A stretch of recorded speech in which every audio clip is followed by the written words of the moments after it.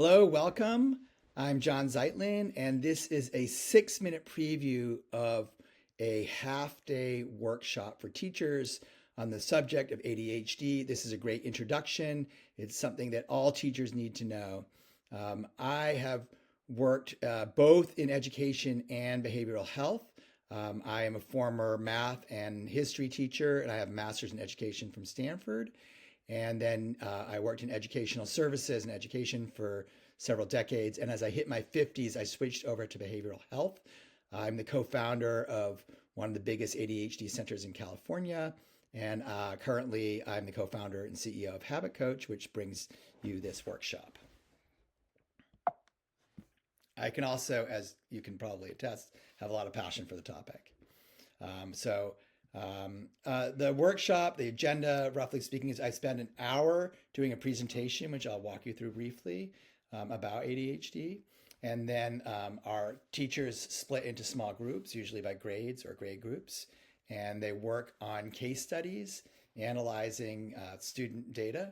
And then we have a brief lunch break, and then the groups present what their findings are about the students in the case studies back to other teachers.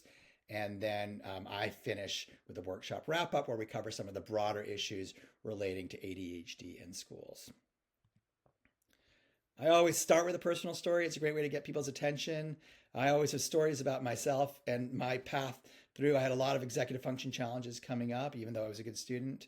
And then my son, Eli, who has come up in a completely different generation where he was diagnosed with ADHD pretty young, and kind of, the ups and downs of his path through school.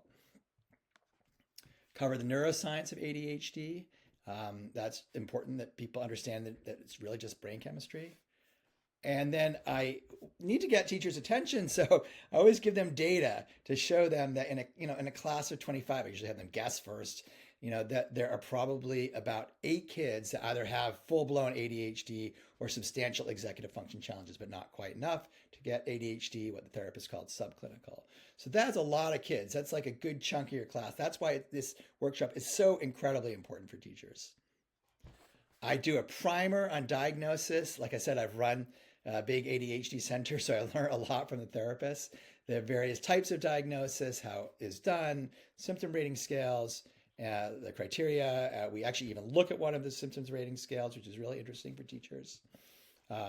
And then I kind of back off a little bit and I talk about Russell Barkley, who's really the #1 researcher in the world about ADHD, and how he's sort of redefining it as more broadly as a deficit of executive function, which serves as a good transition to explaining what executive function is and what all the individual executive functions are, which is super helpful and important for teachers to understand about what's going on in their classroom and how they can help kids when they're struggling. We cover comorbid conditions, in other words, conditions that show up, in tandem with ADHD, and it's a kind of a surprise what #1 is there. We go through the educational rights and a brief primer on the law and kind of what the responsibilities are of teachers to students with disabilities, including ADHD, in their classroom. Okay, so that's the end of the presentation. It's much more interactive, so it takes about an hour. And then we go from there into a case. I'm going to just pull that up.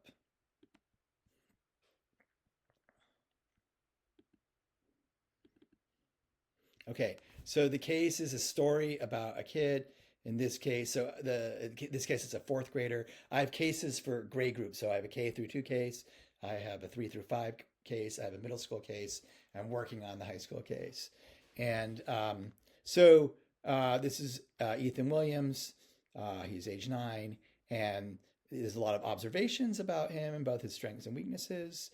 Then we have data that the teachers need to analyze. So these are things like, benchmark testing scores, teacher observations.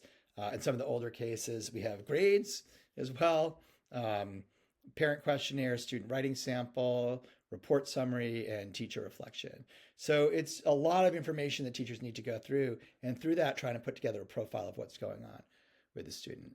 In tandem with the case, I also give them this work packet. And so they start off, reading as individuals for 10 minutes and going through the case and answering all these specific questions. Then we break them into small groups, usually with their, people who teach similar grades, and then they answer some more questions as a group, and then they get ready for presentations, and they do that by filling out this template that I give them, make it a little bit easier for them, and then we spend 10 to 15 minutes to group, depending on how